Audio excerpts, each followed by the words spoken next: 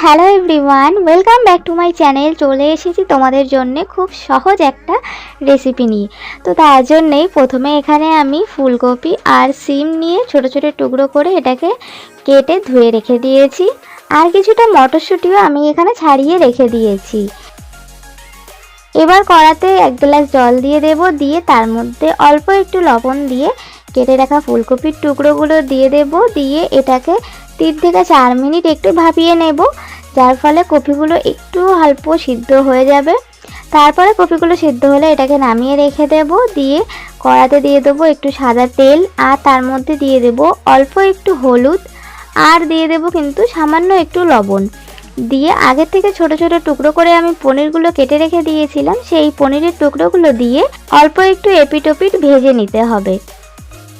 পনিরের টুকরোগুলো একটু ভাজা ভাজা হয়ে গেছে, এগুলোকে তুলে নেব।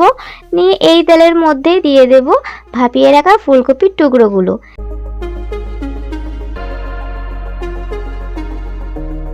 ফুলকপিগুলোকেও অল্প একটু লাল লাল করে ভাজবো।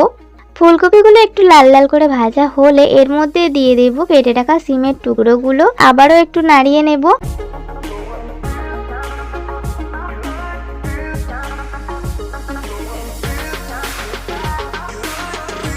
আর সবশেষে দিয়ে দেব ভিজিয়ে রাখা আগের থেকে মসুর ডালটা, দিয়ে আবারও হালকা হাতে একটু নাড়াচাড়া করে নেব সব কিছু। নিয়ে এর মধ্যে দিয়ে দেব পরিমাণ মতো জল, দিয়ে ডালটাকে সেদ্ধ হতে দেব। এর মধ্যে একে একে দিয়ে দেব হলুদ গুঁড়ো, আর দিয়ে দেব পরিমাণ মতো লবণ। আর সব শেষে যেটা দেব সেটা হচ্ছে মটরশুঁটিগুলো, দিয়ে ডালটাকে আমি সেদ্ধ হতে রেখে দেব। ডালটা 80% মতো সিদ্ধ হয়ে গেলে এটাকে নামিয়ে নেব।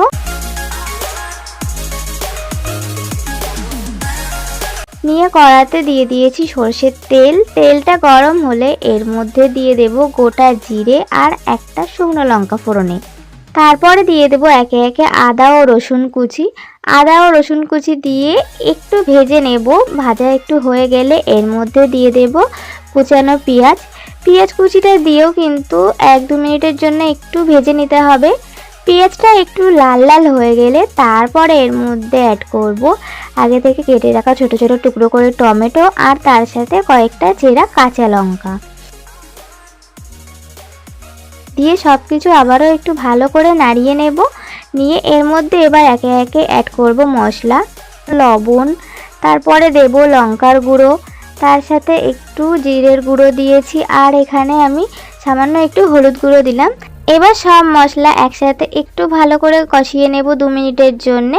মশলাটার থেকে তেল ছাড়লে এরপর এর মধ্যে আগে থেকে সিদ্ধ করে রাখা ডালটা কিন্তু দিয়ে দেব। দিয়ে পরিমাণ মতো তোমরা জল দিয়ে দেবে। জলটা কিন্তু খুব বেশি দেওয়া যাবে না, কারণ এই ডালটা কিন্তু একটু ঘন হবে, খুব বেশি পাতলা হবে না, তাহলে কিন্তু খেতে ভালো লাগবে না। এর মধ্যে ভেজে রাখা পনিরের টুকরোগুলো দিয়ে দেব, একটু চিনি দিয়ে দেব মিষ্টির জন্য, আর একটু গরম মশলার গুঁড়োও দিয়ে দেব এর মধ্যে। দিয়ে ডালটাকে 2 মিনিটের জন্য ফুটিয়ে নেব। আর সব শেষে দেব হচ্ছে ধনেপাতা কুচি দিয়ে ডালটা 1 মিনিট ফুটিয়ে নিয়েই নামিয়ে নেব। কি দুপুরে গরম গরম ভাতের সাথে এরকম ডাল, আর যদি থাকে 2 পিস মাছ ভাজা, তো আমার মনে হয় আর কিছুই লাগে না। তো আজকের ভিডিওটা এইটুকু। ভালো লাগলে অবশ্যই লাইক, কমেন্ট, সাবস্ক্রাইব করো। টাটা।